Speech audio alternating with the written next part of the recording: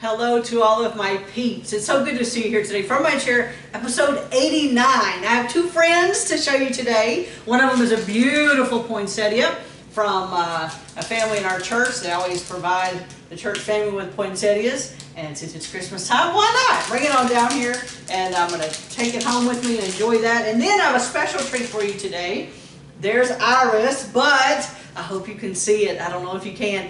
Iris has decided to bloom once again. She has decided to bloom. It's been a year that Lady D has been taking care of old Iris. Look at that, isn't it pretty? I told you that old Iris would bloom. It's just gonna take a while and some TLC, and so we'll see how that's gonna last. It's so delicate, so I don't know how long it's gonna last. Let's jump in to this box, 6 box today.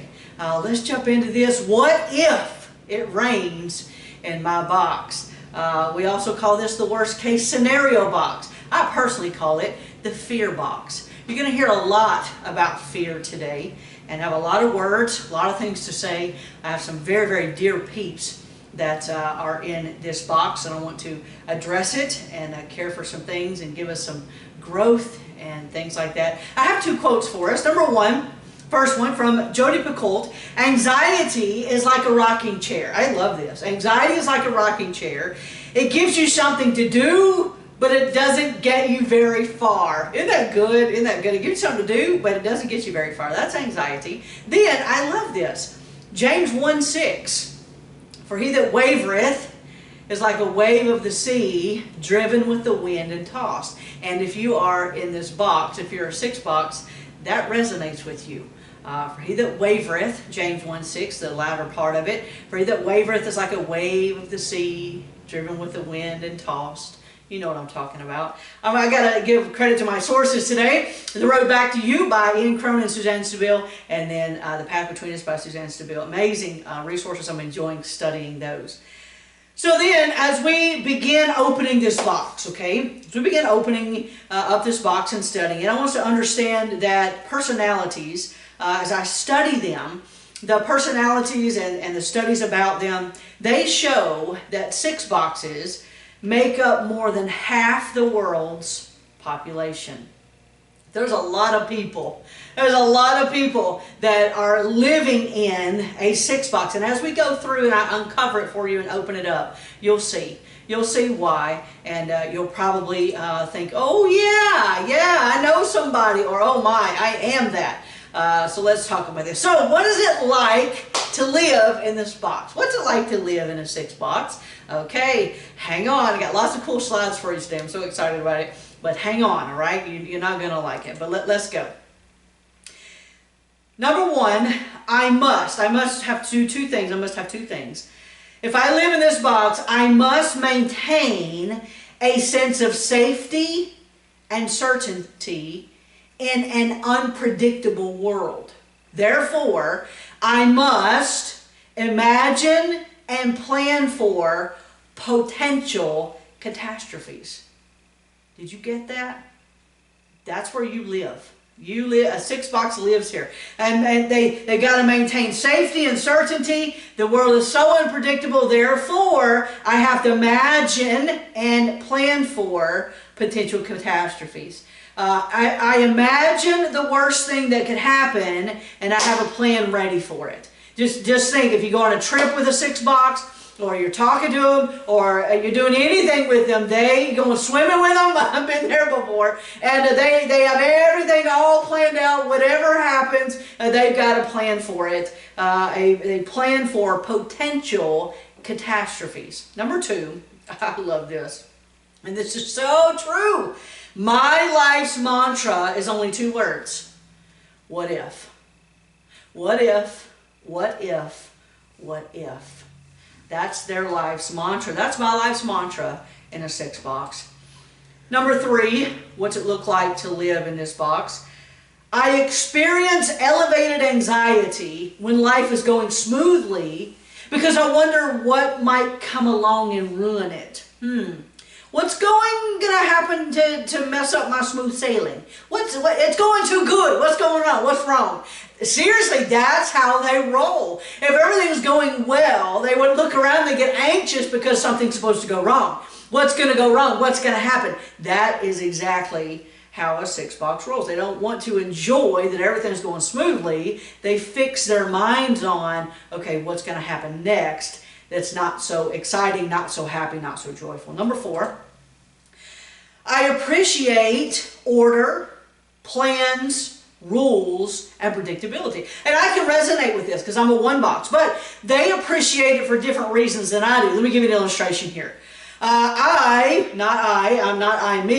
a 6 box, they will call and order the missing bolt to the new table. Okay, I will call and order it because I want it perfect. I want all the bolts in just the right place. But a 6 box will call and order the bolt because they visualize the table falling and it breaking Grandpa's leg, and then the gravy spills out on the floor and puts 3rd-degree burns on the cat. That's exactly how a 6 box thinks. I want the bolt so everything can be perfect. They want to call and get the missing bolt because they visualize this catastrophic event where all of a sudden the table collapses, somebody breaks a leg, the cat dies because of the 3rd-degree burns, and oh man, I got to get the bolt right now. That is exactly how they roll. I love this one. Number 5, I am full of doubts and questions. I'm like the deer in the headlights. I'm just not sure what to do. When it comes to making decisions, I become worry prone. Kind of like, I don't know if you're a Star Wars fans, but kind of like the worry-prone Star Wars droid C-3PO. We're doomed, we're doomed. Or like the deer in the headlights. I'm just not sure what to do. I'm full of doubts and questions. Number 6, I want to feel connected to the people that I love. I want to feel connected to them. I'm going to call you. I'm going to text you. I just want to make sure that you're safe. I want to make sure that you're safe. I want to make sure that you're doing well. They're the ones that want to be, that love to feel connected to the people that they love. They want to text to all hours of the night. They'll be up till 2 in the morning. Guilty as charged, but I'm not a 6. They'll be up texting and checking on people, checking on their peeps, checking on their family members and their sisters and brothers and children and all, because they want to feel connected to the people that they love. Number 7. This is interesting here. Pay attention. I suffer from analysis paralysis. Okay, so listen to what this is. I turn to friends, co-workers, family members, and experts for advice because I don't trust my own thinking. And I quote, I will make up my mind and then change it again. I swing back and forth from yes to no to maybe. It's like James 1:6, driven with the wind and tossed. He that wavereth is like a wave of the sea, driven with the wind and tossed. Yes. No, maybe. I'll be spending time with a 6 box peep. I've got some dear 6 box peeps, and we'll be sitting down and we'll make a decision. Then we'll hash it out. It'll take a while to make the decision, but we do. And then the next morning, everything changes because the 6 box peep has had thinks about it and is yes, and then no, and then maybe, and then back to yes. Yeah, it's very interesting with us living in a 6 box. I will make up my mind, change it again. Analysis paralysis. Number 8. This is interesting here. I need us to pay attention to this. I typically don't do one of these like this, but I need to. Number 8, please don't dismiss or scold or make fun of my anxieties or my fears. I've seen this play out. I've seen this happen. People pick on or make fun of or laugh at the anxieties and fears of a 6 box. It doesn't go well. It doesn't go well. You just make it worse. Don't dismiss them. My word is minimization. Don't minimize it. It's very real to them. Well, I don't feel like that. I'm just going to go and do and be. No. You're like you are, but you've got to acknowledge that things are very fearful to them and very anxious to them. I need your calm, reasoned reassurance. That's what they need. They don't need you laughing. They don't need you making fun and picking. They need your calm, reasoned reassurance. I love this. Number 9. People tell me that I can be overly pessimistic. I really do see the sour and the bad in most things at the beginning, at the onset. They tell me that I can be overly pessimistic. You know what? In fact, new things make me skeptical, and I will tell you.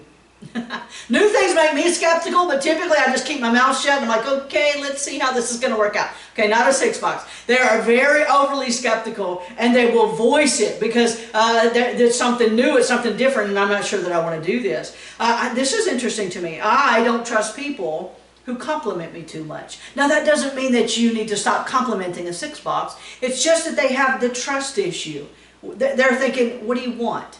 Again, overly pessimistic. What are you trying to do? What are you trying to get out of me? What do you want? Why are you being so nice to me? Don't be surprised if your 6-box peeps are like that. Instead of embracing the compliments and the love and things that you need to say, they'll hold you at arm's length until they can trust you. Give it some time, and they will. Number 10, this is interesting also.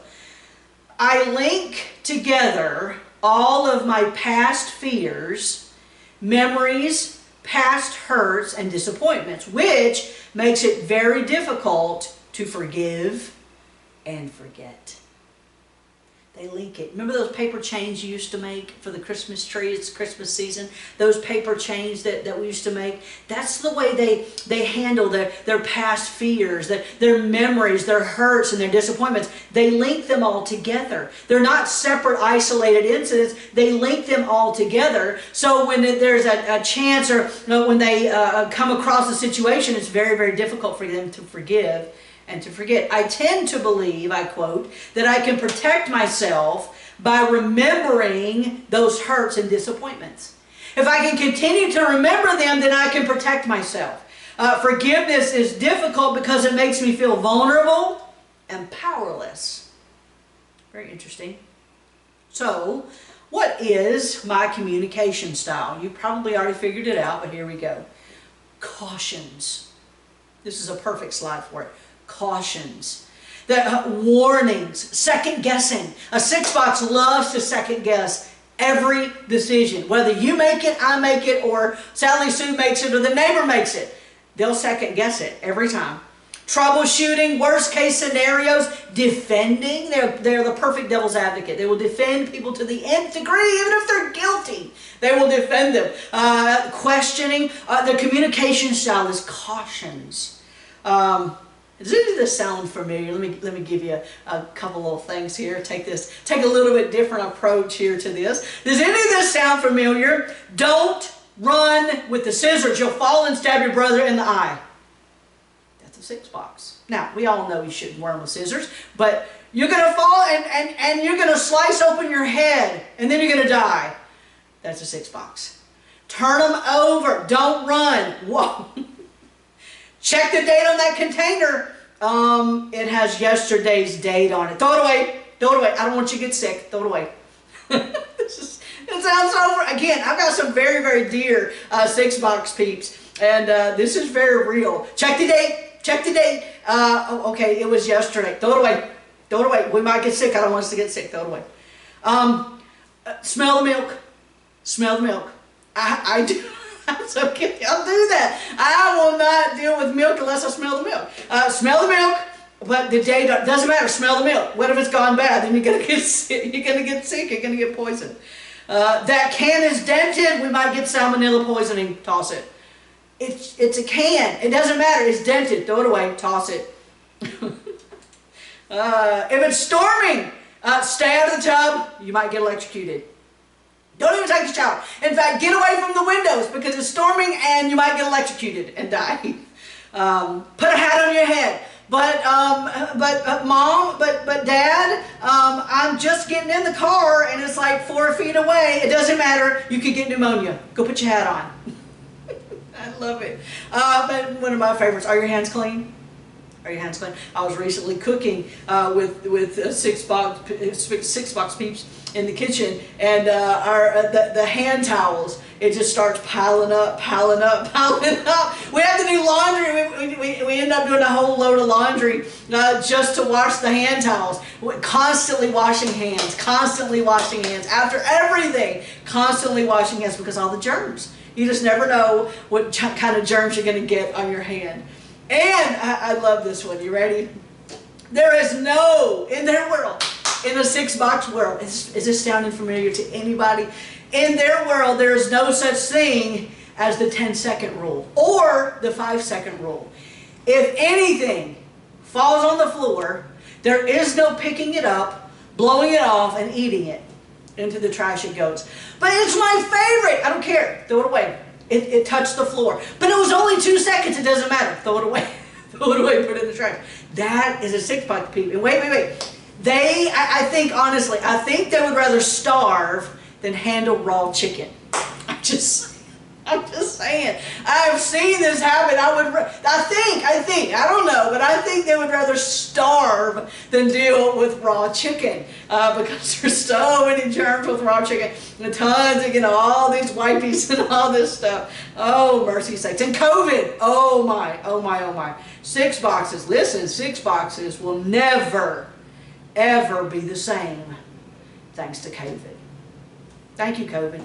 They will never be the same. There will always be an element of fear mixed in when they go out, when they interact with people. I promise, listen to me, Sedge.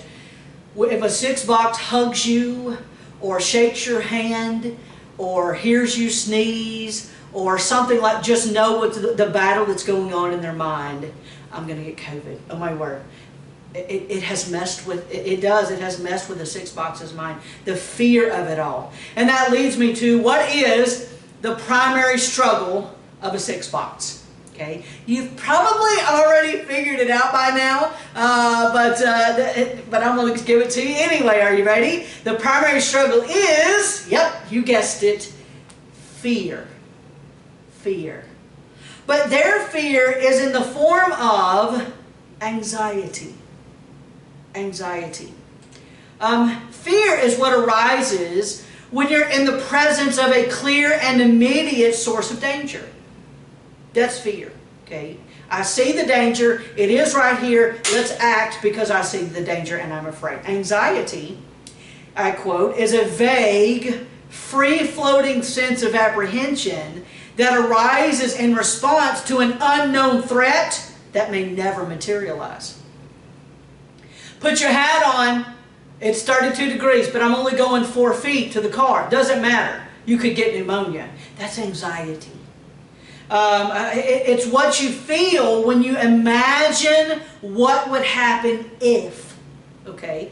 Fear says wrong is happening. Something bad is happening. Something wrong is happening. Anxiety is anticipating that it might happen.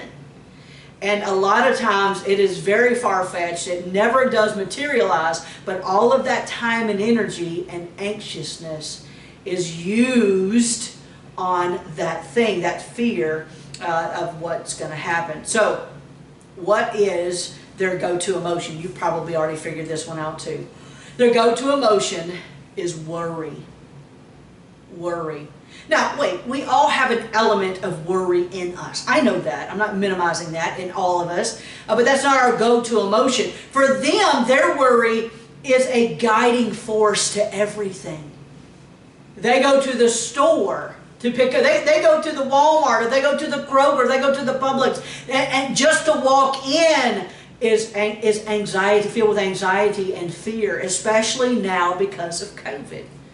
There's anxiousness, traffic, getting on the interstate. I've got a doctor's appointment, so what will they do? A lot of times the 6-box will worry all their way through, and they'll take the long way around to stay off the interstate. There's nothing wrong with that, nothing wrong with it at all, unless it keeps you up till 2 in the morning because you're so filled with worry about this trip you need to take, and what if something happens, what if the tire goes flat, what if I run out of gasoline, when you know good and well that your tank is full. That's anxiety. Your go-to emotion is worry. Now, why?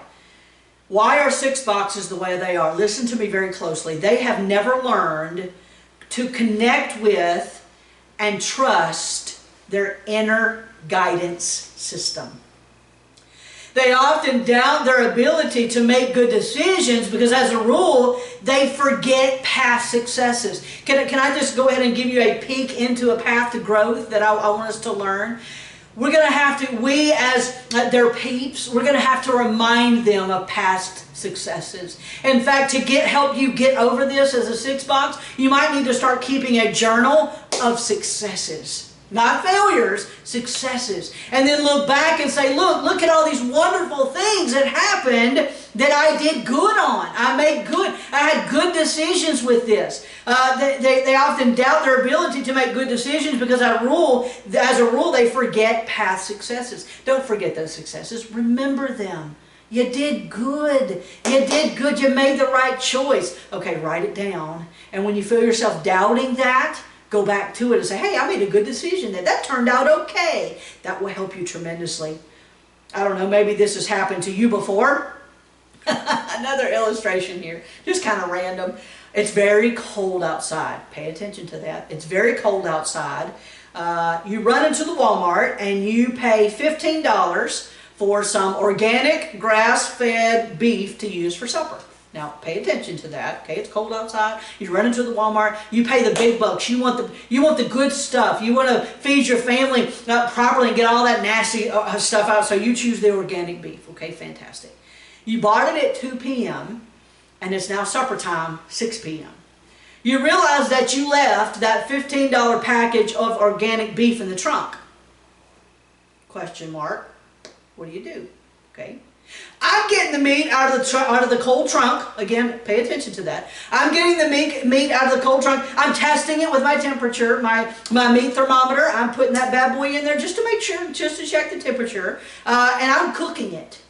Period. If the temperature is good, even if it's within 1 degree or 2 degrees of it, I'm cooking it. I went to the trouble of getting it. It's 15 bucks. You know how expensive meat is right now, especially organic meat. I went to all the trouble. It's been sitting in a cold trunk. Yes, I am eating it, and woo, we're going to have a good time, and I'm not going to think one more thing about it. My 6 box peeps, no way. No way. In fact, wait, your heart just stopped. You're like, please don't tell me you did that, Miss Edge. Please don't tell me you just did that. Your heart skipped a beat, didn't it? Or maybe 2 or 3, didn't it? I know. I feel it. I feel it. My 6 box peeps, there's no way. The meat is going in the trash immediately. No temperature check. No factual reasoning. They throw it away immediately thinking that it was a 100% right decision. Why? Fear. Fear. A fear that remains despite the facts and the reasoning. I'm eating it. If that temperature is fine and I've looked it up and I know what it is, I'm cooking it. A 6 box peep in very unhealthy spaces, they're throwing it away. There's no way. I mean, even if they didn't have another thing in the whole house to cook for supper, they're still throwing it away because of the possibility of the catastrophic event of getting sick. I remember as a child, and oh my word, this is probably 30 years ago or so, and this illustration just came to my mind as I was studying this. I remember as a child playing in the snow at someone's house whose mom was a 6 box, okay? And we got ready to go outside. We were so excited about it. Gloves, okay, I get that. Gloves, fantastic. You know, I was little, probably 7, 8, 9, something like that. Gloves, boom, boom. Then socks. Wait for it. Wait for it. But because none of that was totally and completely waterproof, this 6 box takes a bread sack. You know, the sunbeam bread, you know? Takes a bread bag and puts it over our hands and rubber bands it right about here. Did the same thing with the feet. We had a couple of layers of socks on. We had our shoes on, our boots on, and then a bag, a bread sack, a plastic bread sack with a rubber band over it. That is a classic 6 box. I know we were walking around like this. We were trying to make snowballs and everything, but we were like this because of the bag and the socks and everything. Oh my word, it was cracking me up. But you know what? We didn't get pneumonia and die. You know, we're still here. Me and my sister, my brother, we're still here. We're still doing good. And but yeah, we had fun over at that house. But it was we didn't think nothing of it. But that's a 6 box. That's a 6 box. Not just trusting the glove to keep us warm, putting the sock on, this mom did, and then putting the bag on with the rubber band. Yeah. My mom was excited about it, and because we didn't come home with pneumonia, right? So what's your path to growth? Let's talk about it. What's your path to growth? Number one, you'll need to accept deep in your core that bad things do happen. But you can't live your life always fretting about the unknown. Look, bad things are going to happen. You can't shield yourself or everybody that you love from bad and negative and hurtful and harmful things that might come. You're not going to shield them. But bad things are going to happen. They are going to happen. But you cannot live your life always fretting about those unknown things, the what ifs. Number two, you'll need to permit the people around you to take risks.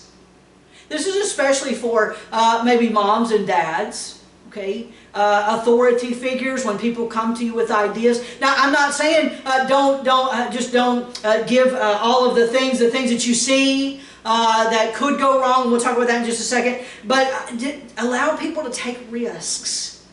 Don't poo-poo everything because you're scared or you're fearful. Not everyone has the same fears as you do, and if they want to fly, let them fly.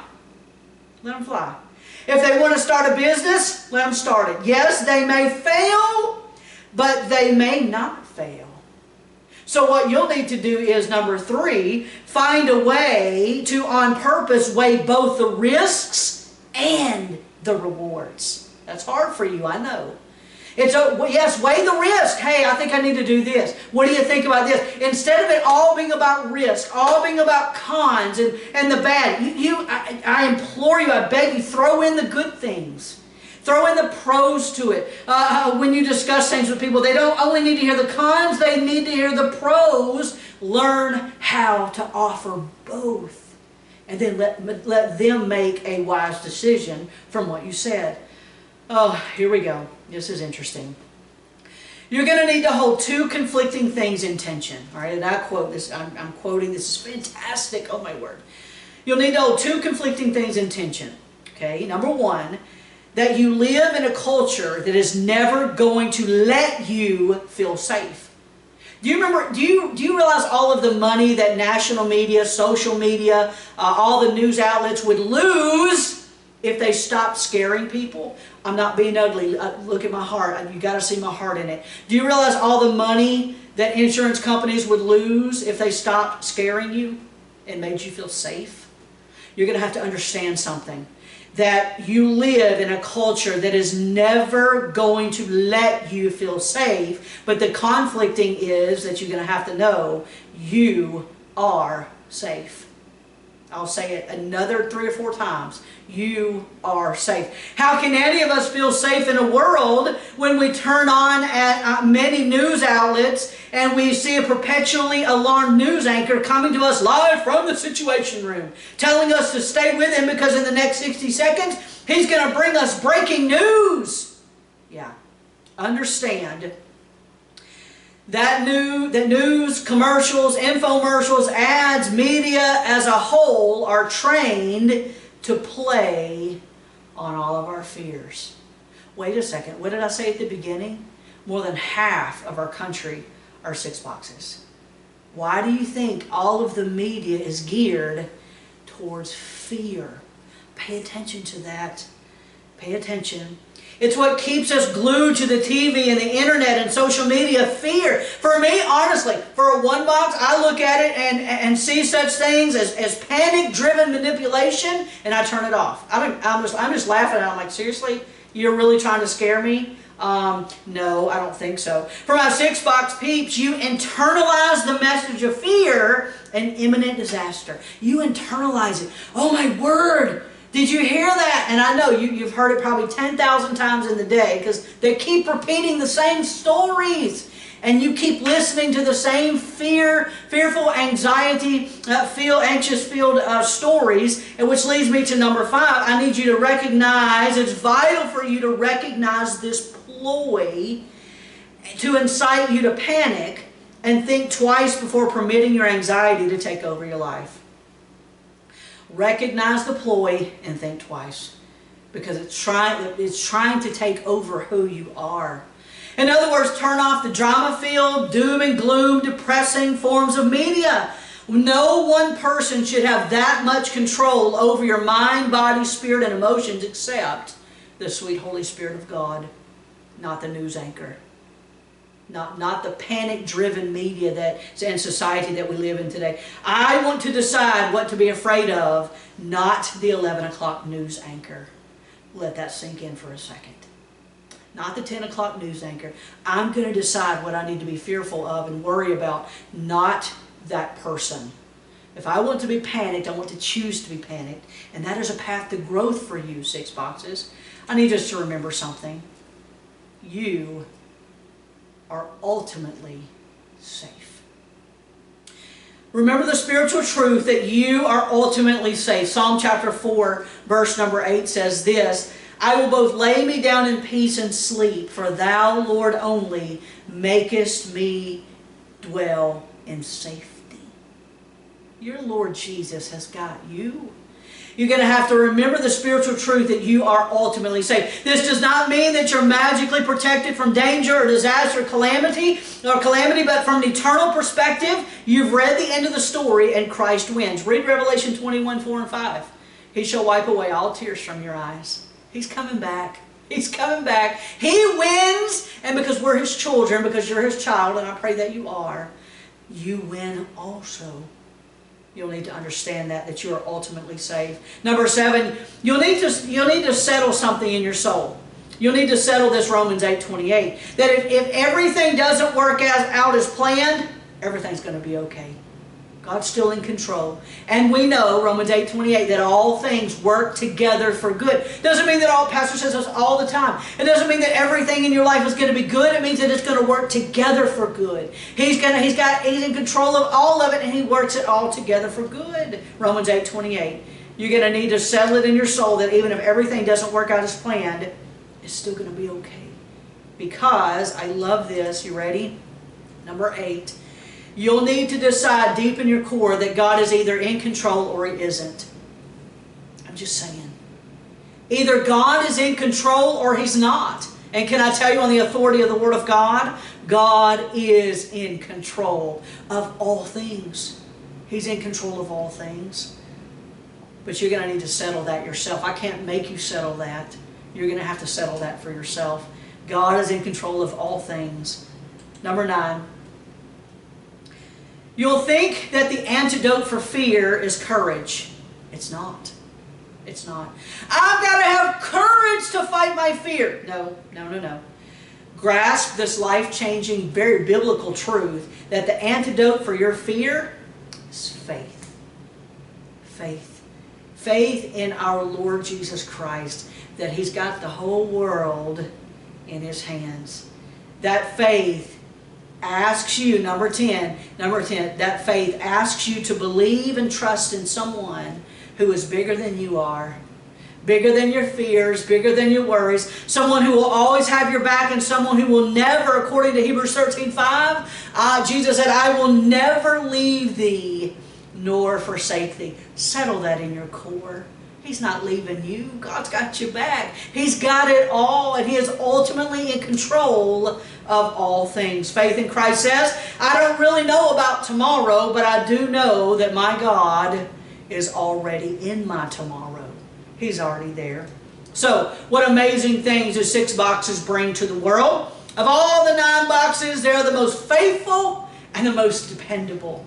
They watch over us and they safeguard our values and make their decisions based on a strong value system. They're so faithful. They're so dependable. They're sharp. They're analytical. They're very analytically minded troubleshooters. They see things that we miss.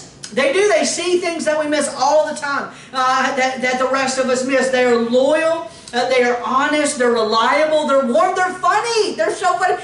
Some of my most funny and hilarious moments are in the presence of 6 boxes. We just have a good time together. They're so warm. They're very honest. They don't want to mess with you on the truth. They want to tell the truth they will tell the truth. They love to tell the truth, and they're extremely reliable. But my favorite trait is this one. You, six-box peep, have a remarkable ability to bond us together. You are the glue that holds us all together. You're the glue, six-box. You're the glue that holds the families together, the friends together, the groups together. You're the glue that holds everybody together. I love that. What does six boxes need to hear? I've said it probably a dozen times, but this is what they need to hear. You are safe. Not because all of your surroundings or all your circumstances are safe, but you know what? You're safe because of Christ. You're safe because of Christ and who He is, and that He is in control of all things. You are safe, six boxes. Now, seven box, I'm going to take a break next week. I would like to not have to study for a week. Don't fuss at me. But I'm going to take a break next week. And so in 2 weeks, box number 7. I'm sorry, box 7. You'll have to wait a little bit. But only fun allowed in my box, the happy box. I know, 7 box peeps are mad at me right now. But I need a break. I need a break from this for a little while. And I'll come back. I'll be back with it. We're going to wrap. We're going to do 7 boxes. And I'm going to do some lessons to wrap it all up. You won't want to miss it, I promise. And I'll put something on social media when I'm back on and putting these things back on. But yes, I would like to wish you and your family a very Merry Christmas. Don't forget Lydia at 11 with leukemia. Now go be amazing today.